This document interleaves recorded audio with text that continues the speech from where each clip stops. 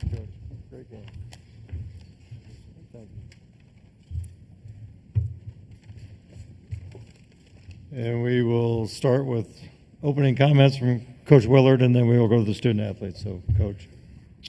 Yeah, obviously disappointed in the way the game ended, but proud of the battle we fought back. We came out in the second half and didn't have very good energy, but I thought these guys really picked it up and battled. And give Michigan credit; they made some good plays down the stretch. We just couldn't get a stop down the stretch, and it's a good basketball team. Proud of my guys' effort. Questions, please, for the student athlete right here in front. Oh, I'm sorry. Go ahead. Hey, DQ, Gene Wong, Washington Post. Can you kind of just take us through those final seconds there after you make the free throws and how they were able to kind of get downhill and get that layup at the end? Made 2 free throws, inbound the ball. We pressed. We got past our guards, got past the second line, and then went in, made a layup. Right here. For either of you guys, obviously a disappointing loss, but you have to feel pretty good with how close you were despite being out-rebounded that much and down at big points of the game. What was the key to keeping your heads up and making that such a close game down the stretch? Sultan. We're not satisfied, of course. It happened. We had 4 losses, all buzzer beaters. But the main focus is just, stay together all the time and, keep playing. I know it came down to the last play, but we did everything we could to win the game. So, Derek. Yeah, what Selton said, we just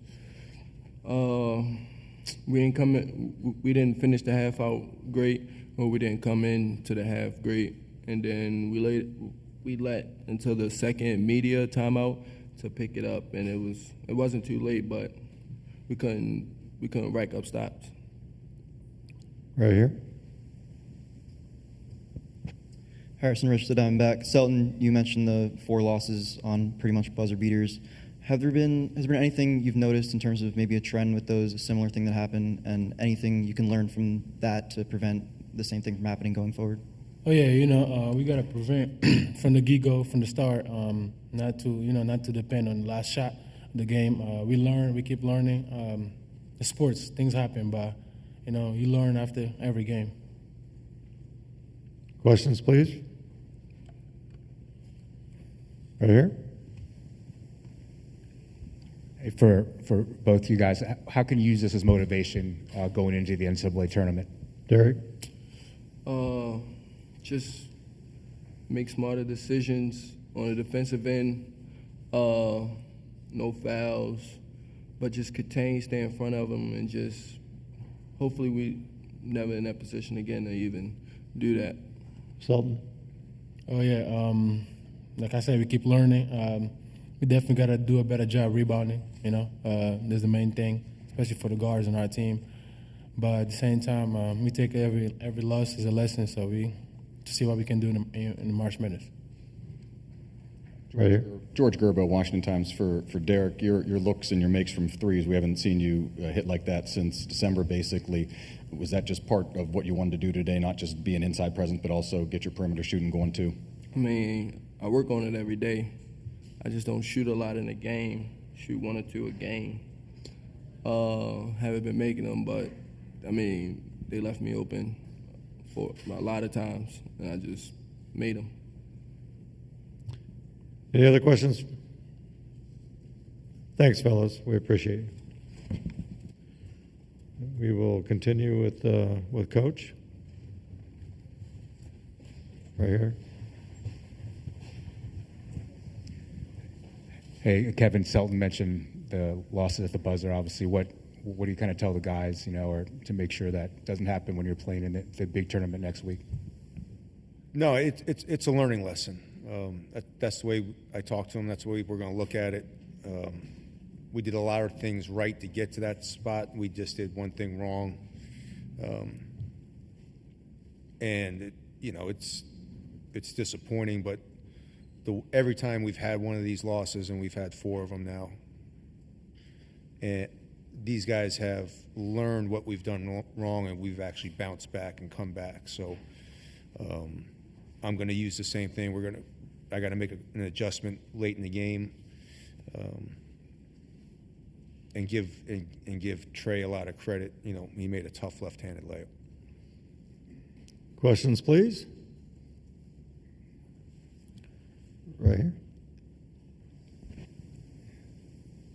Brian Gillis, SB Nation. Coach, you guys have size, but can you talk about the challenge of going against those two 7-footers, especially with the skill set they have? They're not exactly traditional back-to-the-basket centers.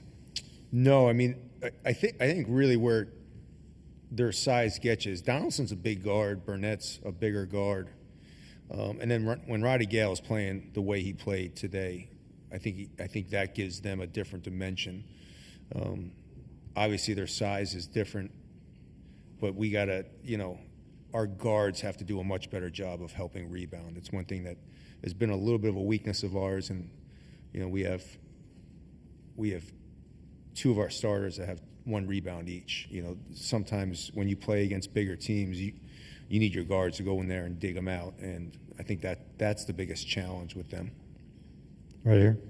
Coach, all season long, you've talked about how you guys have had to travel all over the place, haven't had a lot of time or the proper time to practice and rest at the same time. Although this loss hurts, you get a few more days to prep and rest ahead of what really matters. What's your message to the team kind of going forward in this next week before those games begin? I don't think I've complained about travel at all, actually. I think I've actually said it's been good for the league to have the West Coast teams on it. So I haven't complained about travel at all. Right here. Kevin, to be down 15 and come back, I think that might have been the biggest deficit you guys have had all year. What stood out to you in terms of how you guys responded to that and were able to, make it a game again? Yeah, I just let them know at that timeout, I was a little disappointed the way we came out at halftime.